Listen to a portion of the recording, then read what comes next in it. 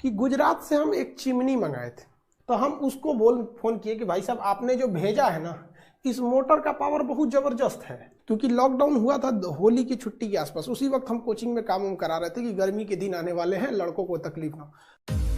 गुजराती जो होते हैं सब भाई साहब ना, ये गुजरातियों के पास सबसे बड़ी खासियत क्या होता है, इनके बिजनेस माइंडेड बहुत ज़्यादा होते हैं और इतने प्रेम से बात करेंगे बिजनेस के मैटर पे ना, कोई दिक्कत नहीं होगा। गुजरातियों से एक चीज़ हमको बड़ा एक चीज़ देखने को मिला हमें, उनमें सबसे बड़ी खासियत गुजराती में कि गुजरात से हम एक चिमनी मंगाए थे।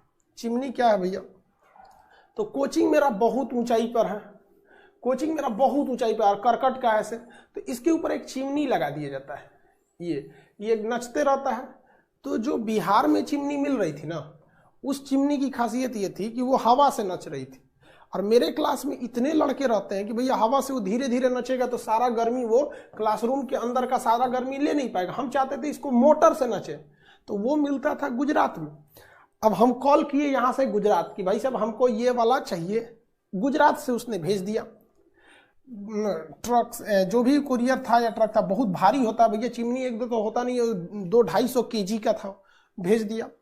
भेजने के बाद जब हम ये लगाए ना, तो उसने क्या किया था कि जो इसमें मोटर लगाया था वो 1 HP का लगा दिया था, 1 हार्स पावर का। अब ये इतना तेज नचने लगा, इतना तेज नचने लगा कि मतलब अब डिस्टर्ब होने लगा क्लास में।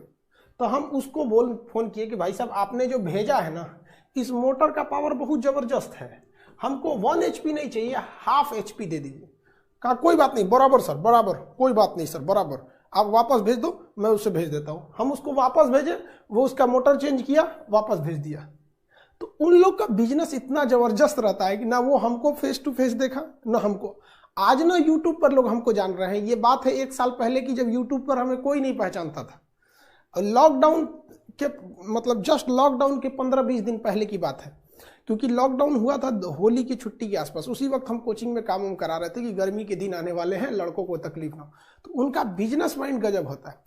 अब वहीं यहाँ अगर किसी को आप 1 किलो आलू वापस करने चाहिए कि भैया हमें सफ़ेद आलू नहीं लाल आलू चाहिए, तो 4 बार गरियाएगा, खरीदने के टाइम नहीं देखना था, नहीं होगा, 5 रुपया चार्ज लगेगा। अजय तो नहीं, उन लोग का बिजनेस बहुत ज़बरदस्त होता है गुजराती लोग का।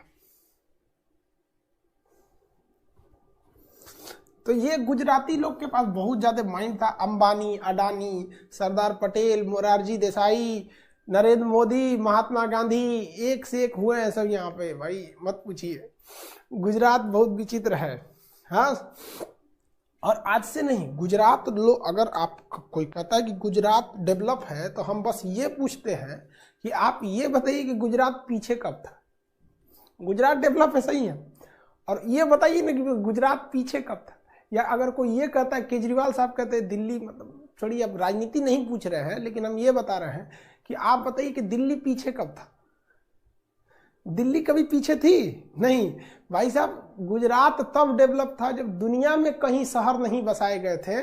तो सिंधु सभ्यता के सर्वाधिक शहर, लगभग 150 शहर अकेले गुजरात में मिले गए थे। पूरी दुनिया का जो पहला सबसे वेल डेवलप बंदरगाह मिला गया था, लोथल में मिला था, पक्की सड़कें मिली थी, पूरी ईंट। सिंधु सभ्यता यही ना देखी गई थी। सिंधु सभ्यता जो थी, मोहनजोदड़ो यानी इंडस वैली सिविलाइजेशन, इसका सबसे ज्यादा जो मिले हैं जगह, वो कहाँ से मिले? गुजरात से मिले। लेकिन आगे जाके ऐसा हुआ कि गुजरात और महाराष्ट्र को बांट दिया गया, जिस वजह से कुछ तकलीफें गुजरात को आई और कुछ तकलीफें महाराष्ट्र को आई।